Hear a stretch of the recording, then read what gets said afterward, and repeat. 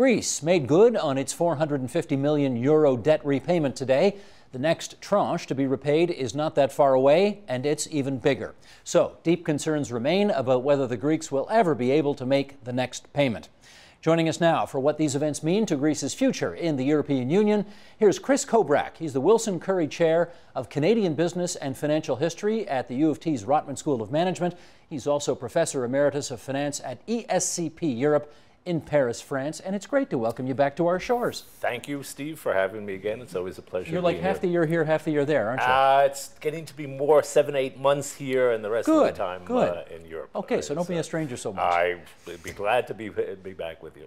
The IMF got some of their money today. Yes, but as you pointed out, the other payments are a lot bigger. And I saw Christine Lagarde interviewed on CNBC just before leaving for the show, and she looked a little nervous. A little nervous. So let's start with today. Were you surprised they actually managed to put the 450 together to take care of today's payment? I think I was betting that they would make this payment, in part because as I looked around the last couple of days, the markets seemed fairly tranquil. I realized this is, compared to the other payments coming up, a small one, but each time we have these tests, in some sense, each time we pass one of the tests, there's some reason to become more and more nervous because we become complacent. Well, let's two things here. Number one, it's May 12th. They owe another €750 million, so that's the next big tranche to be paid off. And you say it's a test. A test of what? Well, it's a test of their ability. Firstly, they have to raise the money through other sources. That's what they did with this one. The second is it's a political test for them. It's a political test because they have to, they've made promises to people at home who expect to see some results in terms of lifestyle and the economy in Greece. And insofar as the money gets transferred to the creditors, they view that as a defeat and an indication that those promises are not being kept. At what point do you think this actually gets easier for anybody? As in general times get better, there has to, and one of the sad stories about this is the Greek economy was starting to turn and get better. And there is the old adage, time heals all wounds. Sometimes it does, but as things get a little older and people see a little progress being made with with the measures that have been taken, they get a little more willing to go and stick to the path and get it done. It is a very, very odd situation, though. There are examples in history where the longer these things take, the worse they get, and other times when just time does heal. Well, here's what the Greek finance minister, Yanis Varoufakis, had to say about this. He's been in that chair a couple of times. He said, Europe, in its infinite wisdom, decided to deal with this bankruptcy by loading the largest loan in human history on the weakest of shoulders, the Greek taxpayer. Insofar as it goes, is he right about that? Firstly, the loans were there to begin with. The borrowing, to a large extent, was done before before the IMF and the European Central Bank came into the picture. As a matter of fact, there was some reduction in the original loans, and yes, there are weak shoulders, and yes, I think some system should have been worked out where there were more carrots in the restrictions placed on Greece. But the dilemma is this. It's like with anyone who is, take someone who's a drug addict. Do you continue with the same medicine? Do you forgive the debt and let them start all over again? Or do you go through withdrawal and make it painful? And he's not the only one who has political problems. I mean, there are lots of other countries that are having difficulty explaining why more money should go into Greece, because it was not an accident that Greece was in debt. Well, let's just run the scenarios here, because you know all of the people who are running these institutions are doing this. Let's say we get to May 12th. Greece can't come up with €750 million, and they go to the IMF and they say, sorry, we can't pay. So what happens at that point?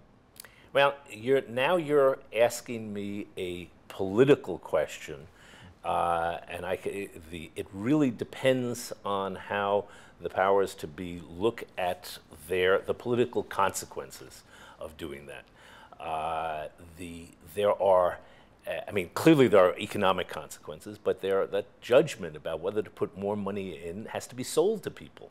And the people who are making that decision are looking at several things. The Germans, the Austrians, the Finns, the Dutch have to sell it to their own populations, putting more money in, because ultimately they're at risk. The taxpayers there are at risk. They have to sell that. There are other people who will be putting pressure on the IMF and the other institutions to go further.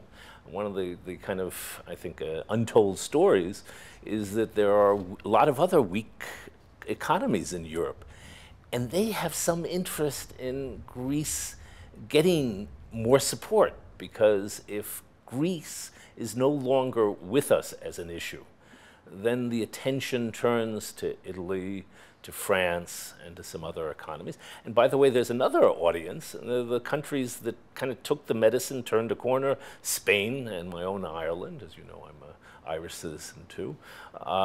They took the medicine, and then people are going to say, hey, why Greece is going to be saved with this, and we had to really knuckle under and take the economic medicine. Well, here's why this is not as cut and dried as perhaps the economists would like it to be.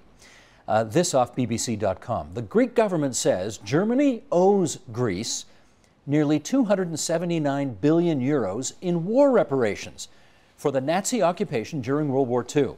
It is the first time Greece has officially calculated what Germany allegedly owes it for Nazi atrocities and looting during the 1940s. However, the German government says the issue was resolved legally years ago.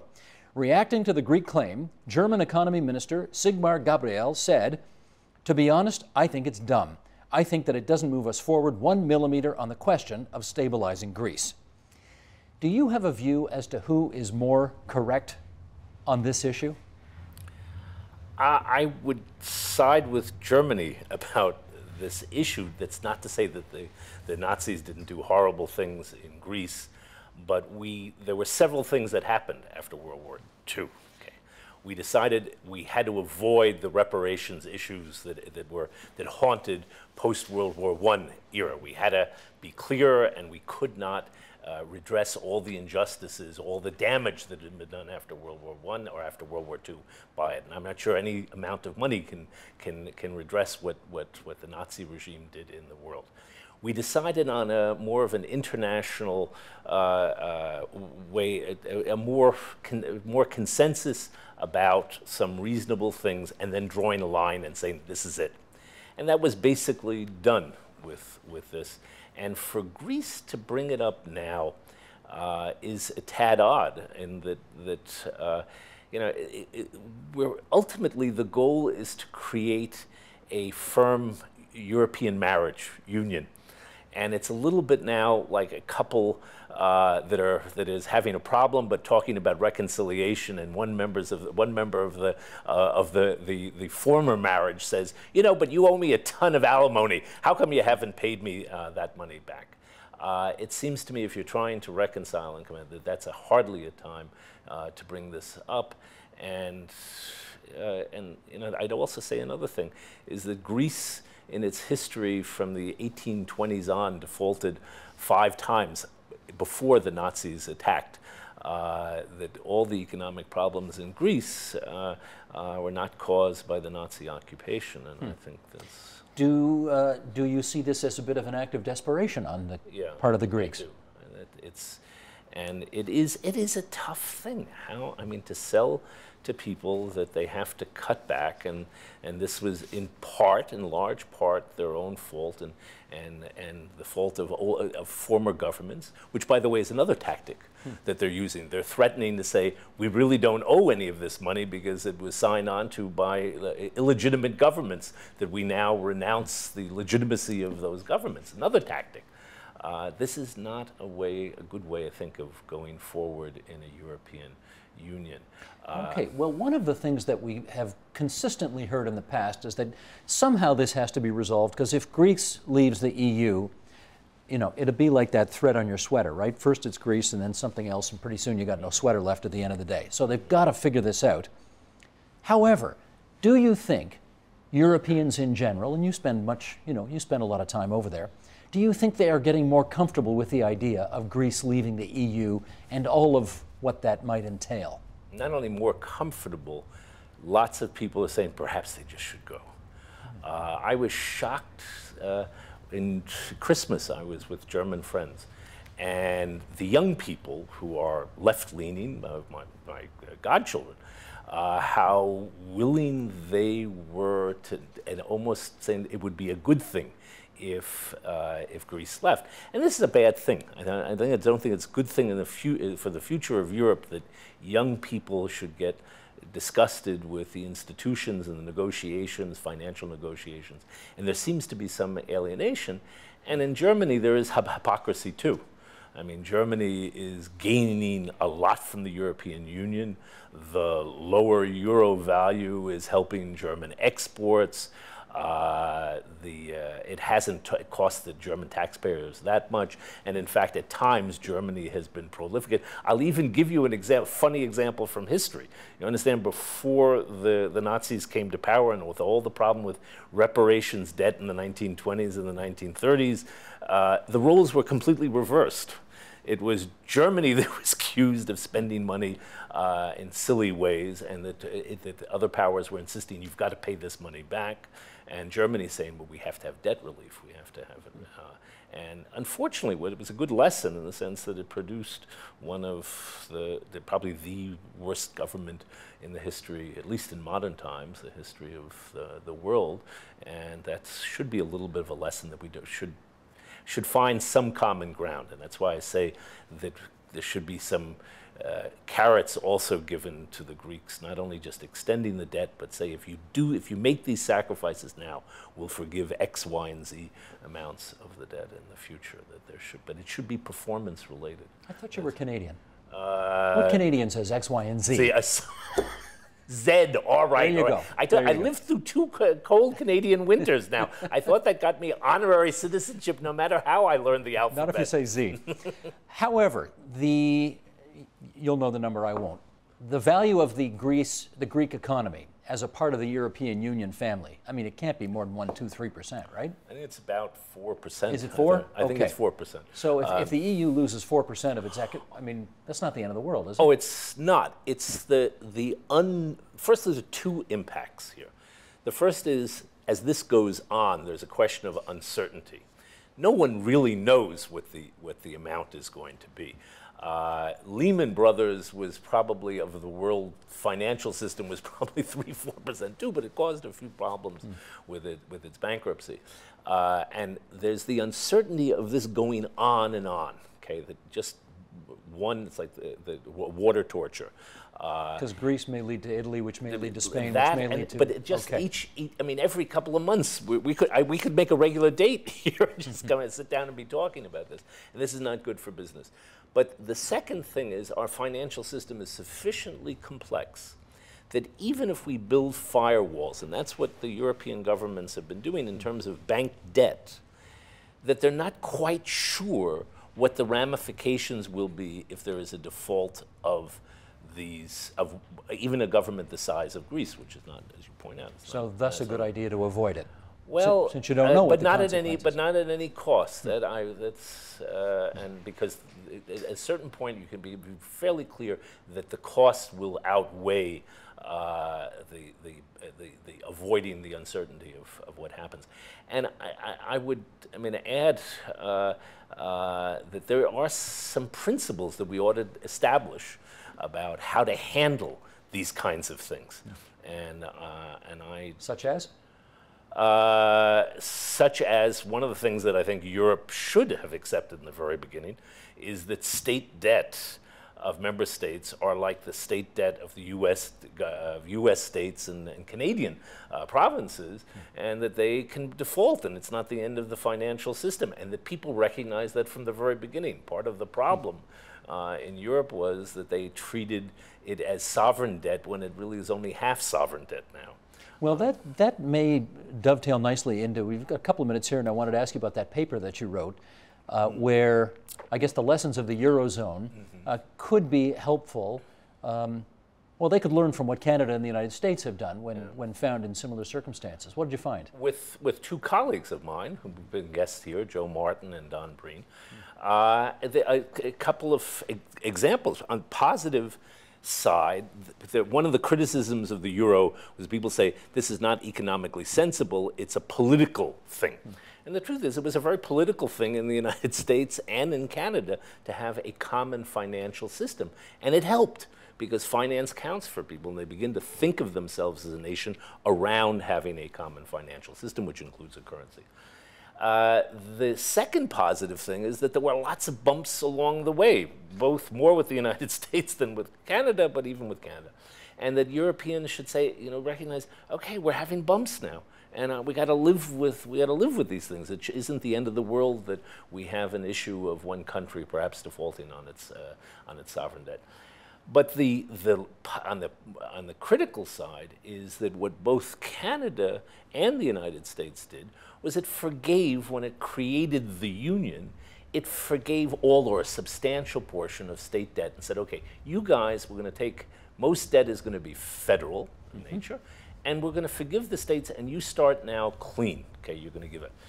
And that could be done in Europe too. We could combine a lot of the state debt and say, okay, every country, 50% of their debt is now going to be transferred to European debt, and we're going to transfer fiscal authority to pay for that. Anybody pitching that idea? Very few people. It's been talked about, but it's something that has been very, very hard to sell for a whole bunch of reasons in Europe. But that's one of the things that both the United States and Canada did, and I think would be very good for Europe, and for a number of reasons. Just in our last half minute here, we are now 7 years since the beginning of the Great Recession, and still, lots of the world's still digging out. Are you surprised that we are still dealing with the financial repercussions of something that started back in 2007, 2008? I am a little. I think we could have come out of this. We should be doing better by now. We should be doing better. And why aren't we? I think that we did not address the core issues that got us here and remove the uncertainty that those core issues presented. I think the core issue being? Core issue is a financial system that had grown too big and too complex. I call it, the famous title of the book, Too Big to Fail, I call it Too Complex to Fail. And we've made some progress in that area. There certainly have made some progress. But that is still a core issue that haunts us, and in part, the banking system is refocused away from traditional banking activities, and we need to get them back to kind of their core business again. And I think that,